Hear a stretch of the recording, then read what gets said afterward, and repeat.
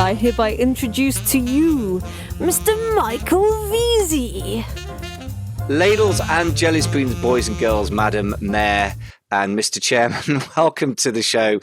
This is Michael Veazey of Amazing FBA. A bit of a playful mood today because I'm talking to, I think, one of the most fun people in the Amazon space. I was going to say fun characters. I think that's not wrong. Dana Derricks, larger-than-life person and greatly successful entrepreneur. So he's the author of The Truth About Business, his latest book. He's the founder of the Dream 100 launch program, Dream 100 book, Dream 100 challenge, and also has made a large amount of money as an Amazon seller and made a lot of money for people in the past as a copywriter for them as well. So a man of many parts and also a goat farmer. So welcome back to the show. It's been a long time. Yeah, thanks so much for having me. And I really enjoy being here and I enjoy you and your listeners and followers. So I'm excited to be back. Yeah, good to have you back. I mean, I love your marketing. It's very, in a lot of ways, you do very, very classic things with your marketing, your copywriting, and it's very kind of traditional in a way. You know, there's shades of the famous writers like John Carlton or whoever in it, but then also you're incredibly individual. I don't think anyone else on Facebook is even capable of showing videos about internet marketing with a couple of goats literally in their car, which I'm not sure anyone would try that, but that gives a flavor of how original you are. So if you haven't been following Dana for entertainment as well as education, folks, really worth following. So let's talk about your book. The first thing we've discussed before we went on show is really we're going to take a sort of 50,000 foot view of things, I think, here. And I think that's often quite valuable because we can get very, very caught up, particularly if you're new to the Amazon space or online marketing in general, with a lot of tactical stuff, which seems really sexy and is when it's appropriate. But if you're at the early stages, which a lot of people listening are, and I guess this podcast may be geared more to those, it's inappropriate to worry about details like what's the magical launch formula of this quarter because you don't know what you're going to sell yet. So it's premature. So let's talk about the biggest sellers' pain points or the pain points for those who would sell on Amazon.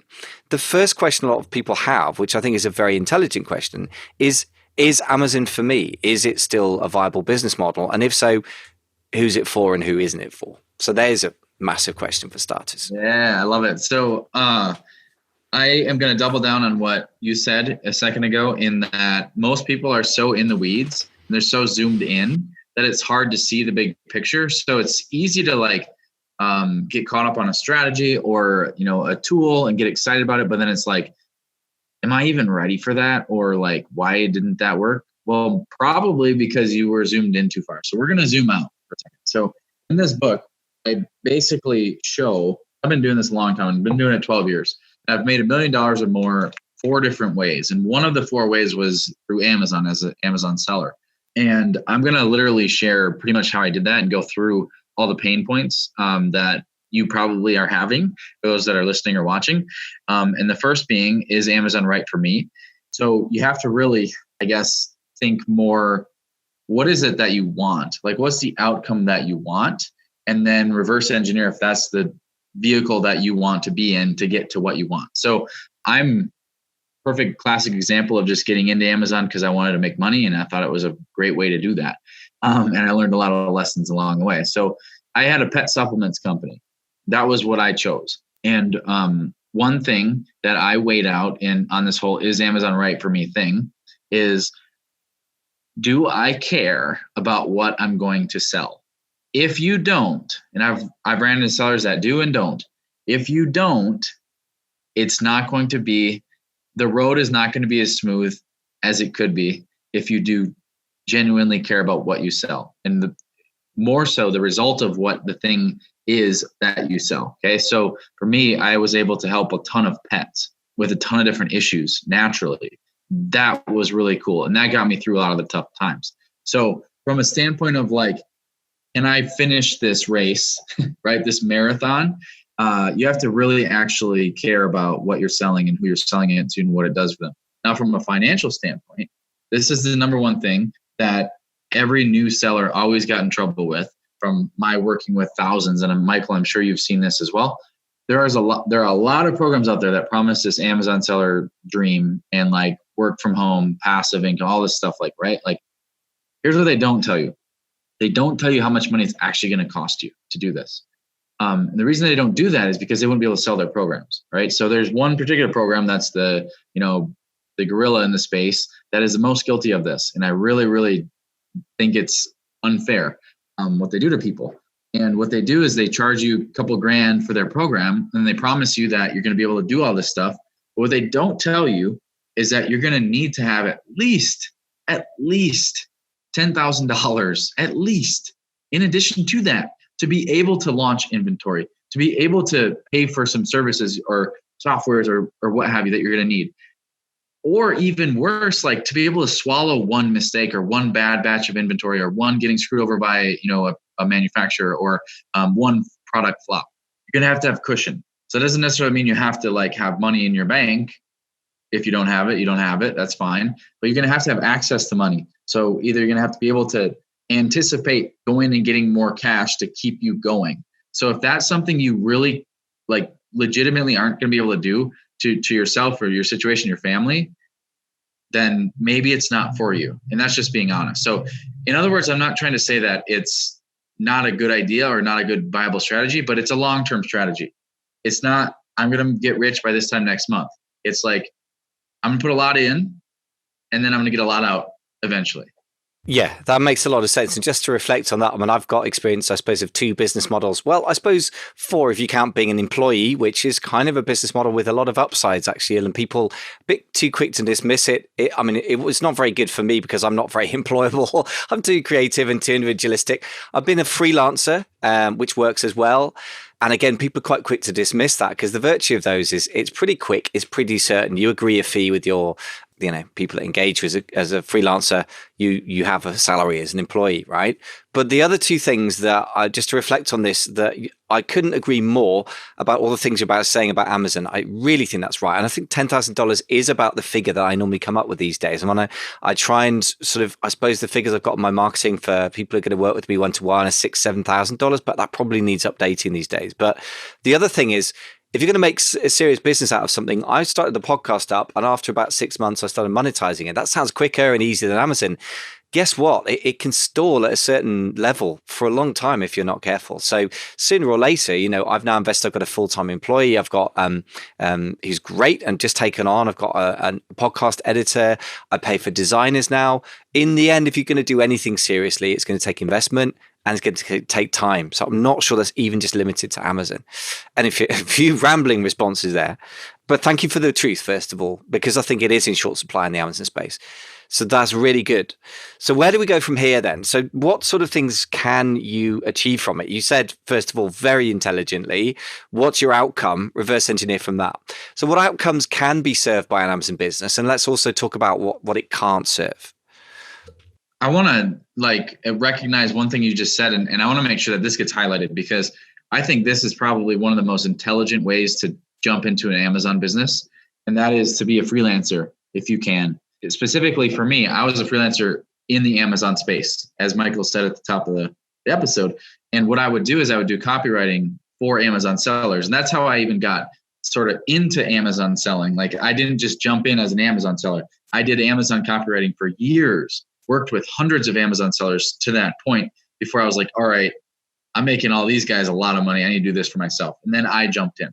Had I not had that foundation of really understanding Amazon and specifically my skill, I wouldn't have been able to have a 7-figure business within a year on Amazon. It's kind of like training for the Olympics for 10 years and then going out and, performing and getting a gold medal.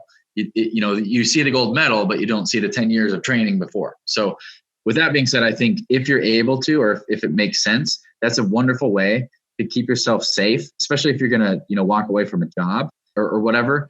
That way you've got another additional source of income coming in. And for me, if my Amazon business had totally tanked and flopped, I'd have been fine because I had my freelance business.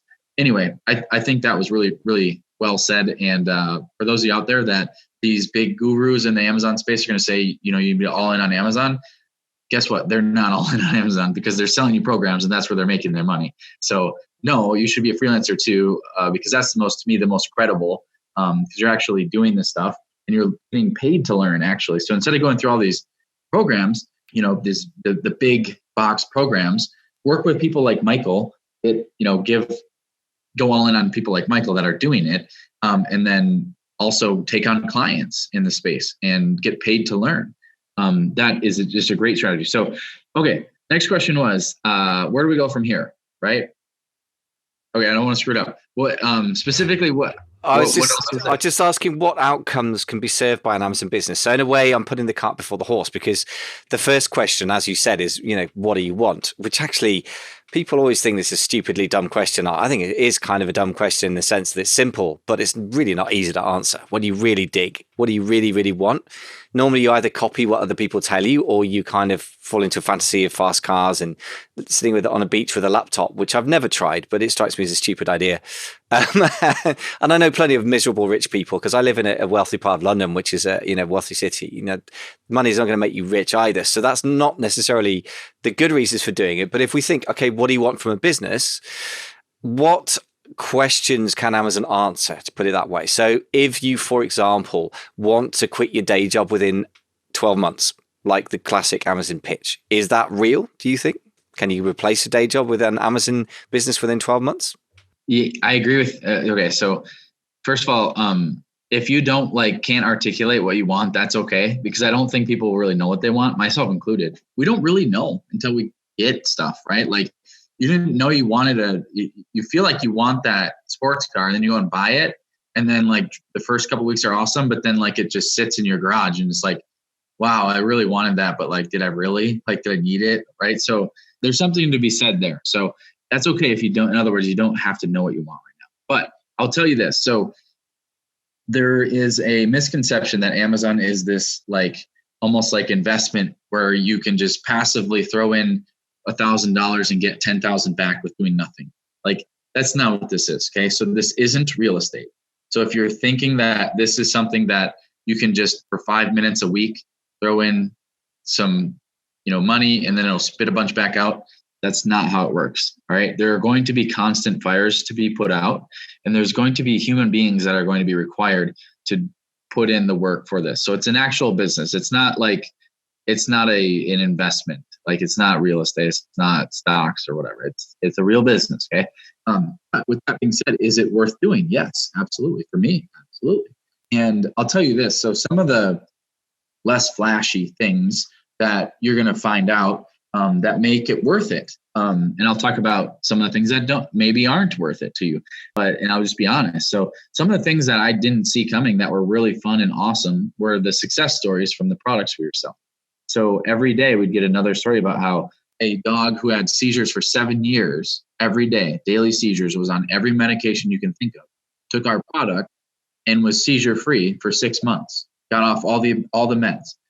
That you can't put, it gives me chills, So that's something that you really got it. It's not about oh, I found this secret little niche that no one's in. It's really make a great product. Okay. So it doesn't matter if you make a 10 million or 1 million or 500,000 or $500. It doesn't matter. If you're making a difference, that's what matters. Okay. So that's one of the things.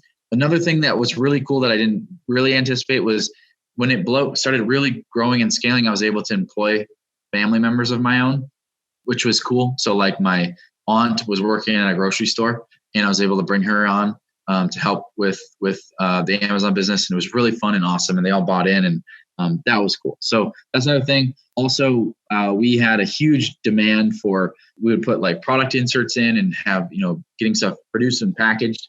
After a while, you kind of get into that level of things where you're sort of taking more control and ownership over how your product is produced. You can, increase your margins.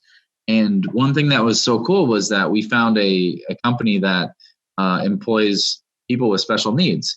So people that might have different disabilities are able to work for this company. And we would send our, because this is stuff that I don't necessarily want my staff spending so much time on. So we would send our inserts to be folded and our products to be, stickers to be put on and all that stuff to that company. So we were really making a difference. They really loved us because we did a ton of business for them. And they felt really cool about what they were doing as well, because it was a cool, different product for them. And we were able to help a lot of people that way as well, which was fun. So this is some of the behind the scenes things that'll happen that, keep you going and get you excited about this, because it's not just about money. But then you've got the other stuff that isn't so fun. And you have to really consider that this is going to happen to you if you're going to be in the game for real. Okay. So like you're going to launch a product and it's going to flop. You're going to do all the things right and it's not going to work. And you can blame Amazon, Jeff Bezos. You can blame Michael if you want. You can blame me. You can blame my goats, whatever. But at the end of the day, like it's your job to, you're the one that's going to cash the check. So you're the one that has to put in the time, effort, energy, and have the relentless just stubbornness to not give up. So that stuff's going to happen. Competitors are going to rip you off. There's a country called China that doesn't play by the rules that we play by. And your manufacturer might rip you off, right? Like it's common and it's going to happen. So you see the horror stories and you think, I hope that doesn't happen to me. Just plan on it happening. And I talk about this in the book too. Like you're going to have a threshold that you develop where something really bad is going to happen. And then after it happens, you have a built up almost a tolerance to bad stuff happening. So then you just kind of let the littler stuff deflect off. Okay. So think about the worst thing that's happened in your life and then think about what just happened. Oh, my listing got hijacked. Was that worse than the worst thing that's ever happened to you? Probably not. So you kind of have to like take the leverage your mental toughness and all that stuff to get through all this stuff, because you definitely see the people posting screenshots of making all the money, but you never see them talking about the crap they had to deal with to get there. Right. So just keep in mind that, it's going to happen and it happens to all of us. Okay. What matters more is how you get through it and that you keep pressing through, because that's the only way to the finish line. You make 100% sense. I was just thinking about a few things. I mean, I've been quite lucky in some ways to have a life where I haven't experienced just terrible pain and challenges yet. I've lost relatives. My parents are both still alive. At some point, it's a given that I'm, unless I die under a bus tomorrow or something, I'm going to have to deal with grieving them. I've had to deal with relationship breakups. I've moved cities. I've been lonely in foreign countries where I've, been living or working or studying. There's lots of things in life, as you say, that are bigger. And I think it's weird, isn't it? How people that can be very, very intelligent and strong in certain areas just get very weak in others. It fascinates me. And I think one of the reasons that happens in the Amazon space is simply because they've been given such a weird expectation by certain courses and people. And I really try not to be that person. And I try and be positive because, I know lots of people who've built really good businesses with Amazon, like probably 50 personally on this side of the pond, and then, several tens of people in the States as well. So this is a real thing, but it's also, there is also real challenge. And I think the people I admire is somebody who has a $500,000 a month Amazon account suspended for 3-4 months. And then a year later, I meet him and he's done his first $1 million month. I mean, that's impressive. It's not the $1 million. It's the fact that he coped with the suspension of a $500,000 a month account being suspended with business partners beating on his door. So I just think there's an awful lot of weird expectations get set. And if you go the opposite way and say, look, if you're going to go in a marathon, I'm running a half marathon in a month, I expect it to probably rain because this is Britain. I expect it to be painful. I expect to be a bit crap. I expect to be going very slowly compared to a bunch of people going past literally twice the speed. I did a half marathon a few months ago and I was literally at the average finish time, 2 hours, 41 minutes, 50 seconds. I remember it because it cost me, it was that of a 75-year-old, which is like 3 decades older than me. So it was pretty humbling. But you know what? I didn't enter it because it was easy. I entered it because it was hard. And I think that's the mentality we've got to be looking for, right? Anyway, enough lecturing for my pathetic little sporting abilities. We ought to move on to some of the more practical questions, but I like the mentality side. So the next question then is really to get a bit closer to the question then of the practical question. Okay, look, it's going to be hard. I get it, but I need to achieve some things. What things can Amazon achieve for you that other business models can't, and what can it not? You've already talked about it's not passive income, so it's not the same as real estate. How does it compare to, say, freelancing or employment as a business model? My unique perspective on selling on Amazon comes from, like I said in this book, I literally highlight how I've made $1 million 4 different ways. So one of the ways was Amazon e-commerce. Another way was as a freelancer, so a service. Another way was digital and information products. And the last was coaching and consulting. So with that being said, I kind of have a pretty good gauge on how Amazon fits on the essentially four different types of businesses you can, make money on. And I'll tell you this. So what it isn't is a an easy button for anybody to just be able to get out of the pain they're in. So if somebody is working a job they hate, Amazon is not the easy button to get you out of your job. It just isn't. There isn't one, but Amazon's for sure isn't. Also, Amazon is not something that anyone that is highly reliant on income to survive, meaning they don't have cushion, they don't have, they've got expenses that they have to hit every month, they're already pushing it. Jumping all in on Amazon is not a good idea. It just isn't. Because when you start coming to the table with an expectation that this has to make X, Y, Z by next month, or else I'm not going to make it, your decision making starts getting bad. And then it starts, putting way more pressure and stress and noise in your world than you need, or then you're going to even be able to do well. So it's kind of like, imagine going in to take a huge exam and you were up all night, right? Like you got no sleep. Like, are you going to be able to do well on the exam? Not really, right? So it's the same thing. If you have almost no money in your account, you think you're going to be able to launch an Amazon business and get all that stuff done well? No, probably not. So that's what it can't do. But here's the good news. This is what it can do. It can create another revenue stream for you that makes money 24/7 around the clock.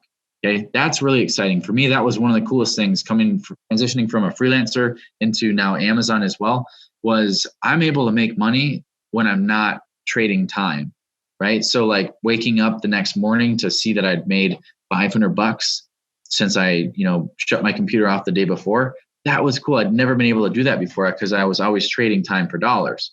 So there's pros and cons to everything, but specifically for Amazon, that was really cool. So that can certainly be one route of what Amazon can do. Also, it's something that you can build a legitimate asset that you can then sell. So for me, I sold my company after 2 years, and it was awesome because at the end of it, I got to, obviously cash out of it and make a ton of money that way. But somebody was able to take over and add it into their portfolio and keep it going. And it's still to this day going and rocking and rolling and all that stuff. So there should be a big payday at the end if you do it right. So that's what we should be looking at as well. As it's almost like an investment that we're we're feeding it. It's like you go back to the farm example. It's like a crop, right? We're like, we plant it and then we feed it and we nurture it and we water it, and then eventually we'll be able to harvest it. Okay, so that's what you should look at as well. It's not like, I want to make 50 grand a month off of it. Like,